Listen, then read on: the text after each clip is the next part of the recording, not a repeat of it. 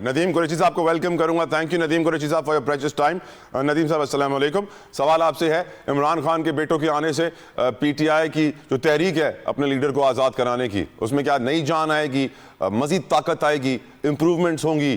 آپ کو لگتا ہے کیونکہ وہ برطانوی شہری ہیں تو ان کے اوپر واٹر کینن کا کھلے عام استعمال نہیں ہو پائے گا؟ یور اوپینین قریشی صاحب. بسم اللہ الرحمن الرحیم.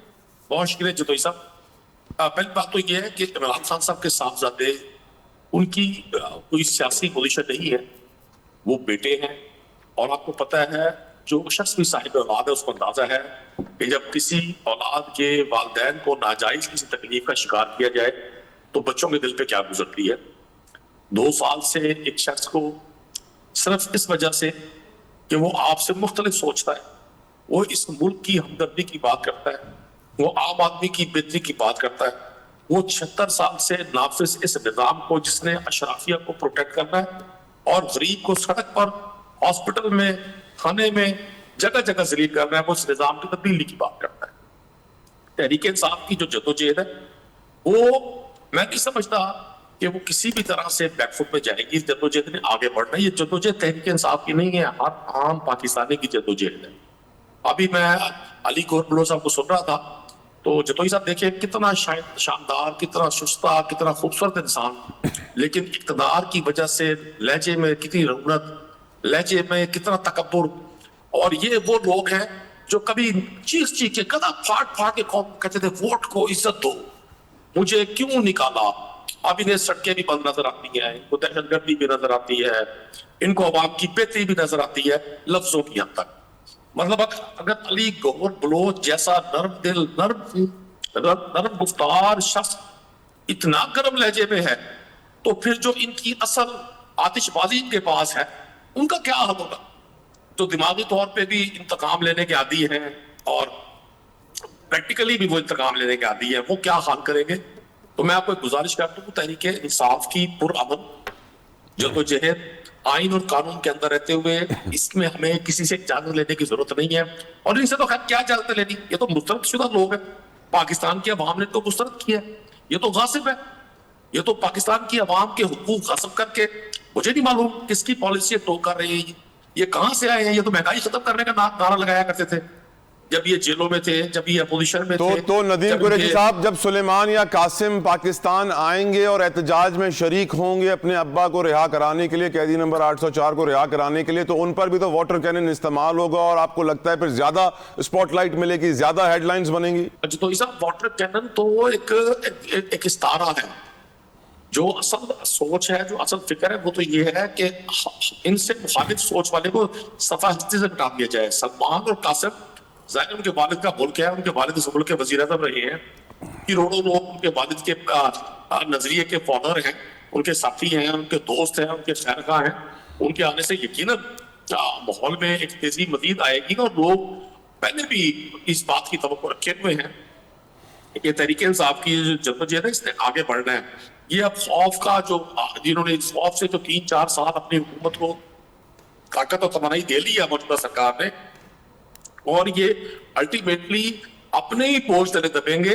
یہ جتنی بھی واٹر کینن کا استعمال کریں, جتنا بھی لاٹھی کا استعمال کریں, FIR کا استعمال کریں, لوگوں کو پابند سلاسل کرنے کا اختیار استعمال کریں, الٹیمیٹلی یہ تمام ہتھیار, یہ نظام قدرت ہے. میں نہیں کہہ رہا, یہ مقافات عمل ایک بہت بڑی حقیقت ہے. یہ میں نہیں کہتا کہ یہ ہم کریں گے, یہ وقت بتائے گا. بالکل, ٹائم ول ٹیل کیا ہونا ہے یہ قوم دیکھے گی. ندیم قریشی صاحب, آپ سے ایک سوال پوچھنا چاہتا ہوں. آج یہ بھی خبر شائع ہوئی ہے کہ محمود مولوی صاحب, فواد چودھری, عمران اسماعیل دوبارہ ایکٹیو ہو گئے ہیں. یہ پہلے بھی ایکٹیو ہوئے تھے تاکہ مذاکرات کی ٹیبل کو دوبارہ گرم کیا جا سکے, پی ٹی آئی کے لیے کوئی رستہ نکالا جا سکے. اب بھی دوبارہ خبر لگی ہے, کوئی رستہ نکلنے کی امید ہے آپ کو ان تینوں کے ذریعے؟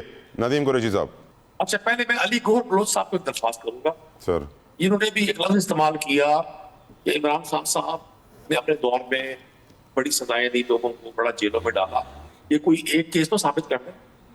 ابھی رانا ثناء اللہ صاحب نے بڑی وضاحت سے بات کی, مطلب جس پہ کیس تھا وہ کچھ اور کہہ رہے ہیں, یہ بھائی کچھ اور کہہ رہے ہیں. یہ بیگانے کی شادی میں پتلا دیوانہ, بھائی تو کون ہے خام صاحب. پھر انہوں نے کہا جی قیدی نمبر 800 چور. میں ان کو بھی کہتا ہوں اور جتوئی صاحب آپ کو بھی مشورہ دیتا ہوں, بلکہ چیلنج دیتا ہوں عاجزی کے ساتھ. کراچی میں نکلے 100 لوگوں کو سے مائک لے کر 365 چینل کا سوال کرے پاکستان کی پالیٹکس کے چور کون ہے. اگر ان میں نام ان کے لیڈروں کے نہ ہیں تو آپ مجھے پکڑ لیجیے گا. اب مقصد یہ ہے, یہ چاہتے گریز صاحب آپ کو بچایا جائے. سرٹیفائیڈ چور ہے یار, آپ کو سزا اس کو دے دیا تو مان جائیں. کتنی صفائی اس کی دیں گے, چھوڑیں اس بات کو. ابھی سنیں, پنکی پیرنی کے ذریعے جو کچھ اس نے کیا ہے, جس طرح سے لوٹا ہے, وہ سب کو پتا ہے. آپ اس بات کی صفائی نہ دیں. آپ بھائی, آپ شریف آدمی. میں نے آپ کی سارے جھوٹ بڑی توجہ سے سنے, چونکہ میں عادی ہو گیا. جھوٹ ہے ہی کوئی نہ. جھوٹ جاتا میرا تھوڑا سا. آپ مجھے یہ بتائیں, جو اس نے پاکستان کو لوٹا ہے, بچہ بچہ جانتا ہے کہ خواتین کا نیکسس بنا کے لوٹا ہے اس نے. یہ بتائیں نا, یہ آئی ایم ایف نے ابھی 5300 ارب روپے کے ڈاکے کا جو سرٹیفائیڈ سینکڑوں پیج کی ایک رپورٹ شائع کی ہے, وہ آپ کے دور حکومت کے ڈاکے ہیں, وہ آپ کے دور حکومت کے ہیں. وہ کسی پڑا کرے پارٹنر کے حوالے سے رپورٹ دی ہے یا کسی بیوٹی سیلون کے حوالے سے رپورٹ دی ہے. کہتی کہ 15 سالہ حکومت کے ڈاکے ہیں اس کے اندر, جو آئی ایم ایف نے رپورٹ دی. بھائی آپ کی بات یقین کریں بلوچ صاحب, آپ خود بھی اکیلے میں ہنستے ہوگے اپنی باتوں پہ. آپ لوگ اتنے بڑے ایکٹر بن گئے ہیں اب اس نہیں, میں تو آپ کی بات پہ ہنس رہا ہوں. آپ میرے مطلب بھائی ہیں جناب, میں حاضر ہوں آپ کے لیے. میں آپ ملک سے الزام نہیں لگا رہا, لیکن آپ اگر بانی پی ٹی آئی کی مخالفت کریں گے تو میں آئندہ کو دکھاؤں گا نا میرے بھائی. سر میں جس کو ریپرزینٹ کر رہا ہوں, اگر آپ اس پہ بھی جھوٹا الزام لگائیں گے میں جواب دوں گا. اس ملک کی بدرسی بھی یہ ہے, میں آپ کی گواہی دینے کے لیے تیار ہوں کہ آپ ایماندار آدمی ہیں, آپ ایک اچھے انسان ہیں. میں آپ کی گواہی دینے کے لیے تیار ہوں. میری سنیں تو صحیح نا, جتوئی صاحب کو اپنے سامنے, لیکن آپ کہیں کہ بانی پی ٹی آئی چور نہیں ہے, تو یہ میں ماننے کے لیے تیار نہیں ہوں. آپ کو اس کی چاہے تکلیف ہو, چاہے آپ اس کو نہ مانے, ظاہر ہے آپ اس پارٹی میں بیٹھے ہیں, لیکن اس کی چوریاں تو بتاؤں گا جو اس نے اپنے سیاسی مخالفین کے ساتھ کیا. آپ کیسے انکار کر سکتے ہیں؟ یہ تو ویسے پیسہ چوری کیا ہے, تبھی تو شوکت خانم بنا, نمل یونیورسٹی بنی اور القادر جیسی جگہیں بنی. شوکت خانم کا پیسہ تو چوری ہوا ہے. شوکت خانم کا زکوٰۃ کا پیسہ سیاست میں استعمال ہوتا رہا ہے. بالکل ٹھیک سر, بالکل ٹھیک. نادر کافی صبر سے سن رہے ہیں آپ دونوں کو.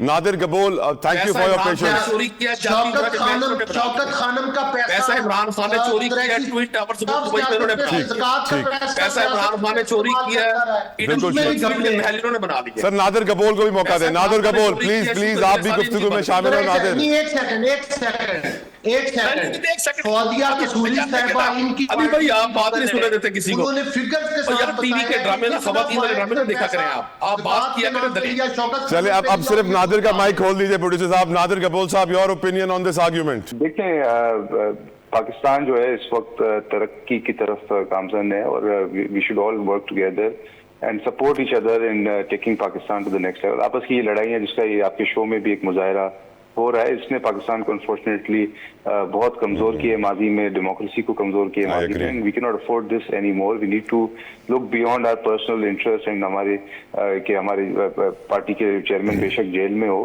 اس کو آپ سائڈ میں رکھیں اور پاکستان کے اوپر فوکس کریں. عوام کی جو مسائل ہے اس کے اوپر فوکس کریں. اس وقت پورے پاکستان کے اندر عوام جو ہے وہ مہنگائی کہ اوبیسلی مہنگائی میں مبتلا ہے, and we trying to alleviate these issues. Sindh government ہمارے پاس ہے, سو پیپلز پارٹی کے پاس. ہمارا تو آنیسٹلی فوکس عوام کو ریلیف دینے میں ہے. کل بھی لیاری کے اندر ہم نے ایک نیا فٹ بال اسٹیڈیم کا انوگریشن کیا ہے. تو اس طرح کے ہم پبلک ورکس پہ فوکس کریں, نہ کہ کہ کسی کا لیڈر جیل میں ہے یا جیل سے باہر ہے. اب یہ چیزیں رہنے دیں, کسی کا بیٹا آ رہا ہے نہیں آ رہا ہے. These are all personal issues that we dealt with on the side and it has nothing to do with the people of Pakistan. People of Pakistan want immediate relief from inflation, joblessness.